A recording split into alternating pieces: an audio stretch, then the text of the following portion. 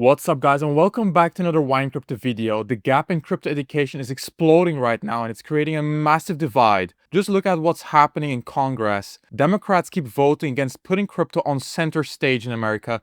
Meanwhile, we just witnessed hundreds of pro-crypto candidates winning elections while anti-crypto politicians got left behind. The message is clear. Americans want this technology. Is it an age issue when you got lawmakers over 65 who don't grasp how critical this technology is to everyone's future? The world is sprinting toward crypto adoption, so what exactly are we doing here in the United States? Seriously, I can't figure it out. Is it a negotiation tactic from the Democrats, or are they completely clueless? Drop your thoughts in the comments below. Check this out, the IBIT Bitcoin ETF from Blackrock has become the fastest growing ETF of possibly all time. We're talking $305 billion flowing into just the Blackrock ETF alone. That's absolutely insane. And Blackrock just keeps buying. Now imagine applying that same pressure to an XRP ETF.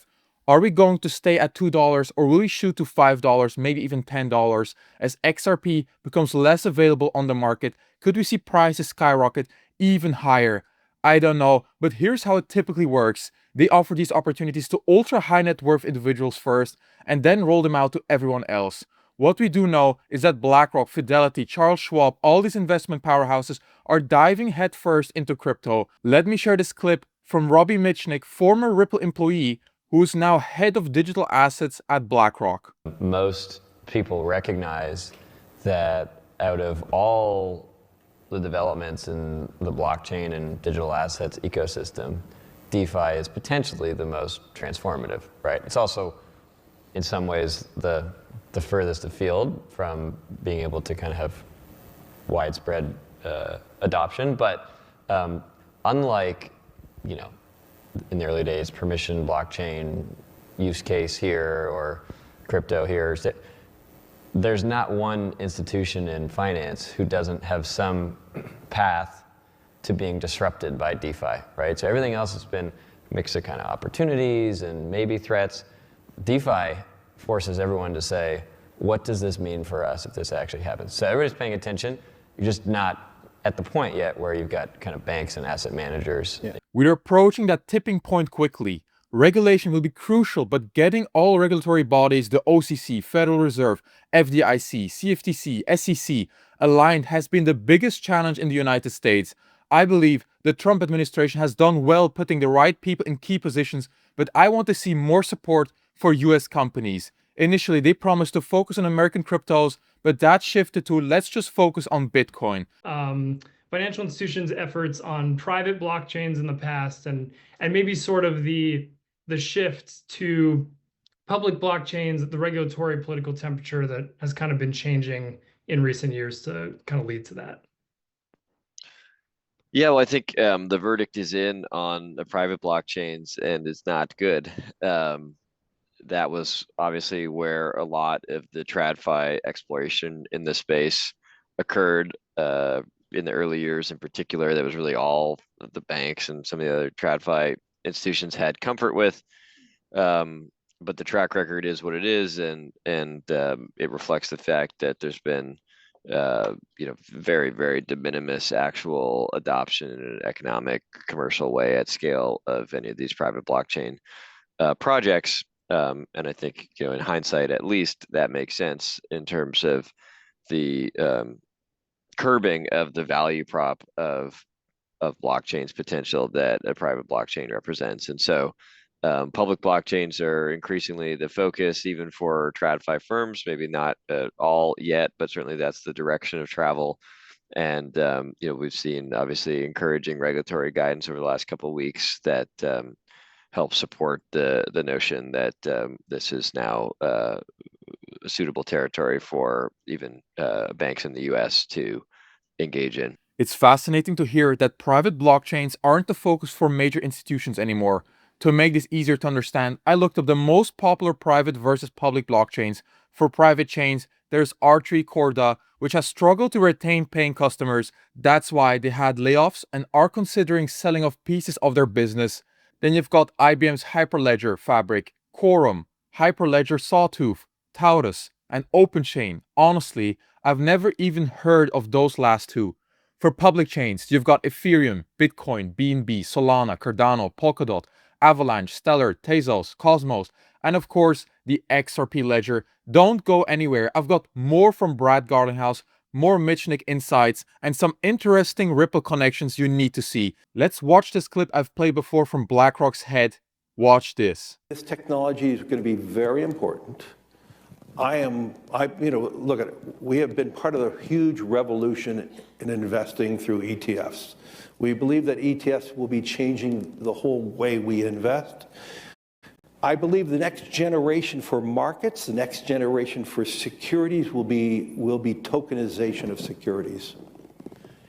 And if we can have that distributed ledger that we know every beneficial owner, every beneficial seller, we all have our code of who's buying, who's selling, instantaneous settlement.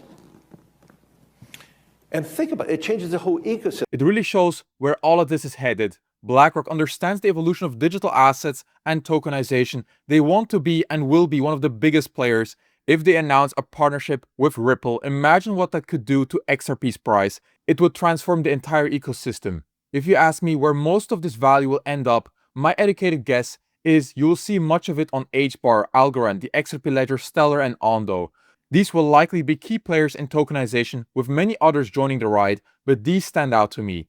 Now let's hear Brad Garlinghouse hinting at a potential connection. So you would welcome an XRP ETF then?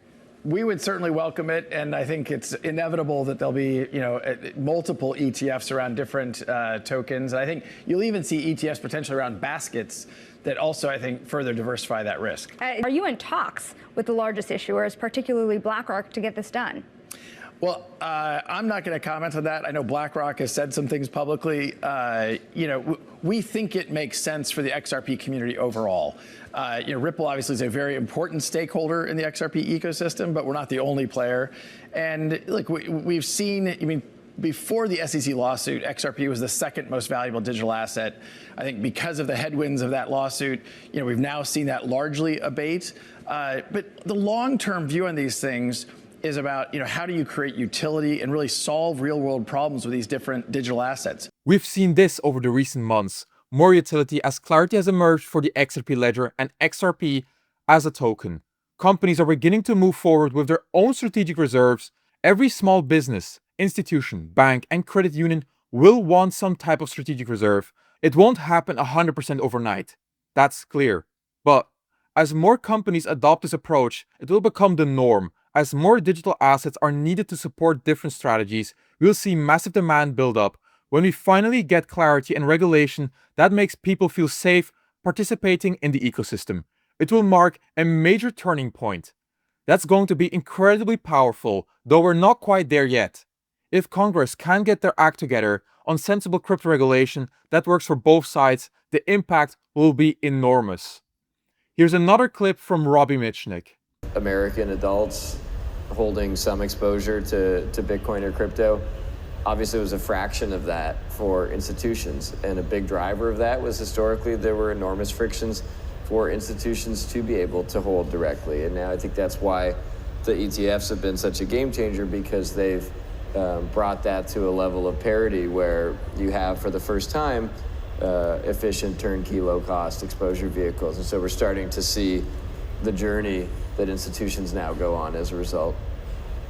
When you look at the connections, Hidden Road, Ripple, BlackRock integrated into Coinbase International and 6 other digital exchanges, it makes you wonder about Ripple's existing connections to BlackRock.